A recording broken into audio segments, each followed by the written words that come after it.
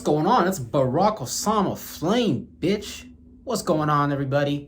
It's your boy Inside 11. And right now, man, we talking about the beauty standards that are, kind of projected at people from the, controlled medias of Hollywood and things like that. So when we talk about beauty, we have to keep in mind a lot of people, including myself, I used to have this false perception that, now let's not get it twisted. I'm a very damn good looking dude. But see, that's not my main component of beauty. See, we're gonna explore this whole topic because a lot of people seem to think modern days or modern today that you need to actually look a specific way to cater to a unrealistic industry standard that's supposed to have everyone looking at you in a particular way. And when you don't have everybody looking at you in a particular way, just because you want to got the plastic booty pads and you want to get the lip Botox and shit like that, beauty has nothing to do with anything external that we do. Meaning, what the main component of beauty really is just a state of mind. Because somebody who can maintain his state of mind, regardless of what goes on, that person will be perceived as somebody who has walked through the darkness, who has walked through the valley of shadow and death. And that person has feared no evil, and they have not feared being judged, right? Because let's say you're a girl, you got a small butt, or let's say you're a dude, you might be white, you might be dark skin, you might be dark skin, you might want to be white for whatever reasons you grew up under, right? So you might want to seek this external beauty standard through whatever means necessary, right? And you might think that you looking a particular way, you being seen just like those ladies that are promoted by Hollywood and social media and the entertainment industry that is ran by the Jews when it comes to the fifth house of Lee, which deals with entertainment and being on stage and things like that. They're basically communicating to you that, hey, look, this is how you need to go about your individual identity. This is how you need to look. This is how you need to walk. Because they're programming women. Because what are they doing, right? They're building your mind on how to behave. What is considered attractive behavior, what is considered distasteful behavior. But all these projected images that we try to carry and we try to be like and do all these things is really it really has nothing to do with what beauty is. Beauty is, like King Solomon said, right? Beauty is in the eye of the beholder, meaning that if you're a girl with your body type, whatever XYZ, bruh, there's gonna be a dude out there that's gonna see you and he's gonna be like, oh yeah, that's it right there. OMG. And if you're a dude, as long as you got your game on, you're not looking weird or anything like that. But it's really just about the state of mind. If you in a state of mind where you are happy, you are genuinely enjoying yourself, and you are enjoying your time, you are living life to the fullest, and you are in the state of mind that is beyond most people's time, you know how people is gonna look at you? Look, go to the grocery store right now. People don't really like to look each other in the eyes. People don't like to exchange and say hellos. People want to keep their distance anymore with the whole social distancing things. Because again, all these things is programmed that's loading up the game that they're getting ready to set up, because they take us through like stages and they start to use these narratives to gear up the gears, to start the wheels moving, to put us in a certain premises and things like that, and to have us play out these premises in our life. Because what you have is people behind closed doors trying to build your mind, and you don't understand that building your mind is a multi-trillion-dollar business. Building the minds of humanity is a trillion-dollar business. In fact, there's no value that you can put on building the human mind. Because do you know what would happen if you can actually build a person's mind without them even knowing that's what's going on? Oh, you have that fool charging up the matrix and they won't even know what the fuck's going on. So what I mean by that is, let's say, back to the earlier example, let's say you don't think you're beautiful, you have a very low self-esteem, you have a very low self-image, you don't see yourself the way that God sees you. You don't see yourself in a position of being in your highest possible good right now. So a person like this who lacks things in their life, who is quote unquote could be desperate, who quote unquote may experience lack doesn't have the things of the world, little less even, doesn't even have the internal substances that lead to the external world, right? You'll have this person buying every single magazine, beauty magazine. They'll be buying the latest skincare products. They'll be on the latest health diet. They'll be, they have the latest makeup, the latest cosmetics products, all these things. Why? Because they're hooked on a standard that has been given to them by someone else, and now they're chasing that standard. And that standard always changes every month, every year, every 5 years, every decade, or whatever time period these people behind closed doors running entertainment, the fifth house, the line, Leo, that's to do with entertaining things and putting things on stage for other people to see as far as a passion, your own individual idea, your own way of feeling. So they present these passions that they want you to carry out in your own life.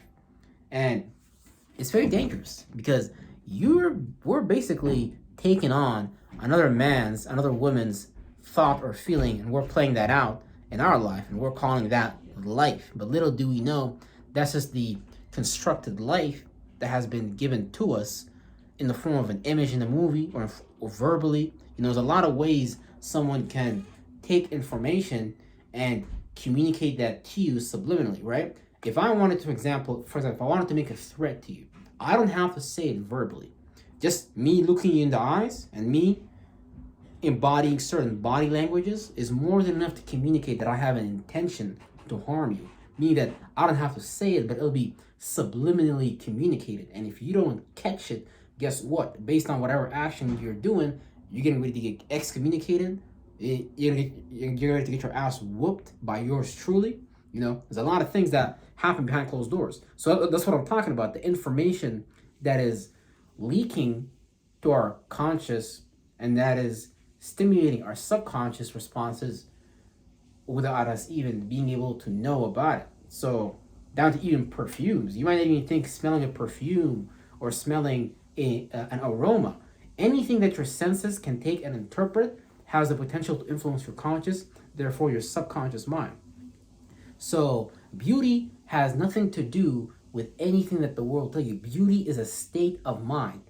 If you genuinely believe that you are beautiful, and I don't mean like you have a positive affirmation on the wall, it's I am beautiful, I am lovely, that's a great place to start.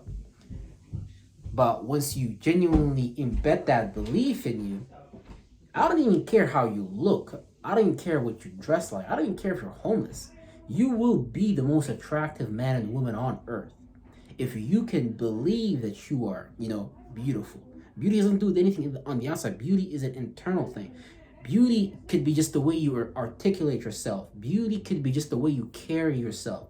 Beauty can be how wide and expanded your feelings is, and because some people can't understand other people through their heart chakra. Some people heart chakra is closed. That can be considered beautiful. So what I consider beauty is the acknowledgement of your attributes and characteristics that God has placed in you. And when because you are you're a walking symbol, you're a walking sigil, like down to even to the size of your arms, the geometrics of your face, your chest, your body, and all that. That's all a unique computation. And you are expressing this unique relative position within time that you have picked to be experiencing. And if you really, really learn to love this relative position, if you really learn to love where you are at, instead of wait and be in this destination addiction to where you're getting, if you learn to be happy where you're at, if you just love your attributes and characteristics, you might have an influence from the first house to the 12th house.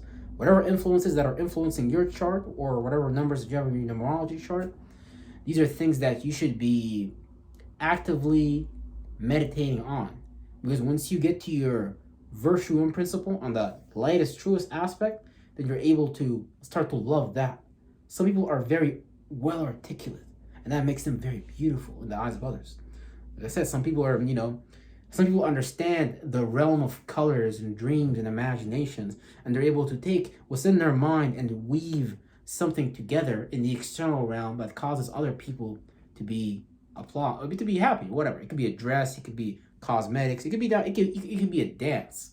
You know, the way your mind moves and affects 3D density can be played out in so many different ways. Because what's happening really is that you're playing out a waveform, an emotion, an energy signature, and that emotion, that energy signature, is causing you to manifest a particular particle. Now, as long as you're not on the negative end of the wave, you won't manifest negative particles, meaning negative circumstances, situations, people, places, and things.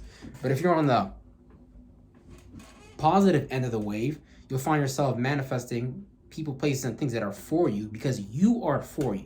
See, like when I was younger, I was manifesting people, places, and things that are not for me.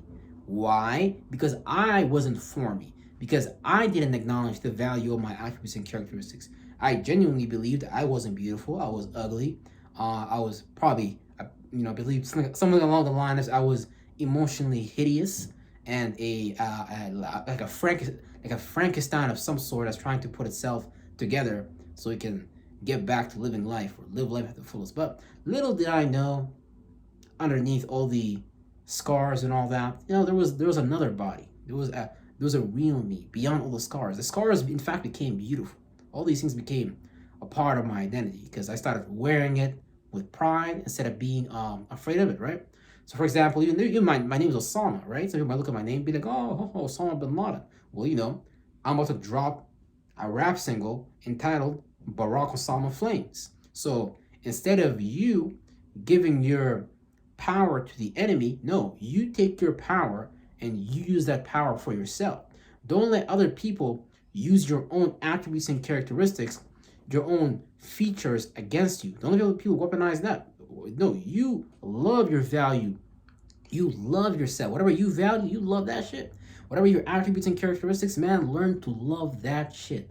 Because just like the Bible says, Jesus says, something along the lines of, I have given you this thorn at your side, and it's not going to go anywhere until you master it. So you have this thorn at your side right now. It's your attributes and characteristics. I promise you, whatever you are experiencing emotionally, in the mental plane, that's undealt with, is one of your attributes and characteristics that went rogue like a cancer cell, and it started to produce similar agents to it that are now just causing the whole body to be at dis-ease, right? Because this disease doesn't just manifest as far as physically, it will first manifest mentally. So you mentally have to be at dis-ease first. Mentally, there has to be something not computing, something that's not circulating, something that's stuck, almost like a blood clot. Something that you didn't really process. So it's causing fluids to build up and things like that, and not be able to pass through certain areas. But yeah, if you just learn to love your virtues and principles, who you are, and things like that, man, you will be loved by everyone around you. Literally, you will be considered beautiful because the people around you, little do you know, yeah, I know, they might show up with the nice cars. They might show up. They might tell you, yeah, I'm close to retirement. Yeah, they might tell you they have this and this and that. She might tell you, I have the latest Kylie Jenner makeup set. But I guarantee you, she got all that makeup on, ladies and gentlemen, because she's trying to make up for something that she don't really got on inside of herself. Even dudes, when I see a muscle-bound dude, I'm like, bro, so what you trying to make up for, bro? Like, not everybody, obviously doesn't apply for everybody, because, obviously, like, what I'm saying?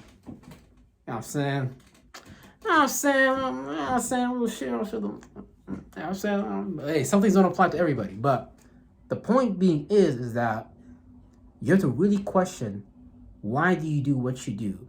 And do you really love yourself? Do you genuinely love yourself? Or are you doing the things of the world because you want to be part of the world so badly? Because if that's what you're doing, then that is an expedient path to hell. So I would highly advise you that you begin to learn about the beauty within, because that's where all beauty originally started. You better believe it. Real shit.